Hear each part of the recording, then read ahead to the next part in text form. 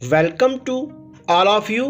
मैं अजय कुमार रावल आज आपके लिए लेकर आया हूँ संत शिरोमणि रविदास जी की जयंती के उपलक्ष्य पर संत शिरोमणि रविदास जी को और अधिक जानने का सुनहरा अवसर। तो आप जुड़े रहे मेरे साथ। गुरु रविदास, जो रैदास के नाम से भी प्रसिद्ध है, आपका जन्म काशी में माघ पूर्णिमा के दिन रविवार को संवत 1398 ईस्वी को हुआ था। उनके पिता का नाम संतोष दास तथा माता का नाम कलसा देवी था। उनकी पत्नी का नाम लोना देवी बताया जाता है।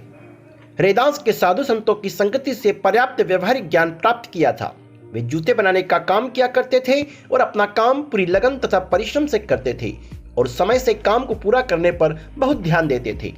संत रामानंद के शिष्य बनकर उन्होंने आध्यात्मिक ज्ञान अर्जित किया। संत रविदास जी ने स्वामी रामानंद जी को कबीर साहब जी के कहने पर गुरु बनाया था, जबकि उनके वास्तविक आध्यात्मिक गुरु कबीर साहब जी ही थे। प्रारंभ से ही रविदास जी बहुत परोपकारी तथा दयालु थे और दूसरों की सहायता करना उनका स्वभाव बन गया था। साधु संतों की सहायता करने में उनको विशेष आनंद मिलता था। उनके जीवन की छोटी छोटी घटनाओं से समय तथा वचन के पालन संबंधी उनके गुणों का पता चलता है। एक बार एक पर्व के अवसर पर पड़ोस के लोग गंगा स्नान के लिए जा रहे थे। रैदास के शिष्यों में से एक ने उनसे चलने का आग्रह किया तो वे बोले, गंगा स्नान के लिए मैं अवश्य चलता, किंतु गंगा स्नान के लिए जाने पर मन यहाँ लगा रहेगा तो पुण्य कैसे प्राप्त होगा। मन जो काम करने के लिए अंतःकरण से तैयार हो वही काम करना उचित है। मन सही है तो इसे कठोते के जल में ही गंगा स्नान का पुण्य प्राप्त हो सकता है।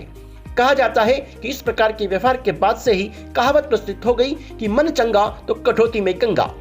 रैदास ने ऊंच नीच की भावना तथा ईश्वर भक्ति के नाम पर किए जाने वाले विवाद को सारहीन तथा निरर्थक बताया और सबको परस्पर मिलजुल कर प्रेम पूर्वक रहने का उपदेश दिया।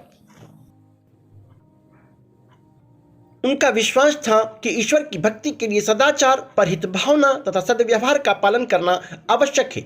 अभिमान त्याग कर दूसरों के साथ व्यवहार करने और विनम्रता तथा शिष्टता के गुणों का विकास करने पर उन्होंने बहुत बल दिया।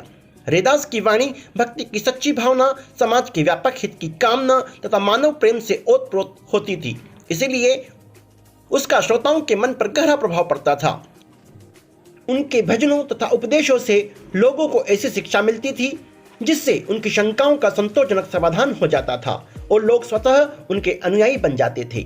उनकी वाणी का इतना व्यापक प्रभाव पड़ा कि समाज के सभी वर्गों के लोग उनके प्रति श्रद्धालु बन गए।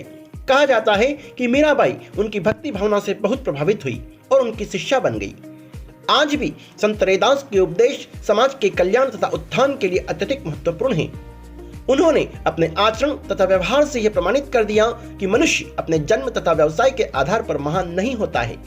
विचारों की श्रेष्ठता, समाज के हित की भावना से प्रेरित कार्य तथा सद्व्यवहार जैसे गुण ही मनुष्य को महान बनाने में सहायक होते हैं। इन्हीं गुणों के कारण संत रैदास को अपने समय के समाज में अत्यधिक सम्मान मिला और इसी कारण आज भी लोग इन्हें श्रद्धापूर्वक स्मरण करते हैं। ऐसे संत शिरोमणि को शत शत नमन। धन्यवाद। जय हिंद, जय भारत।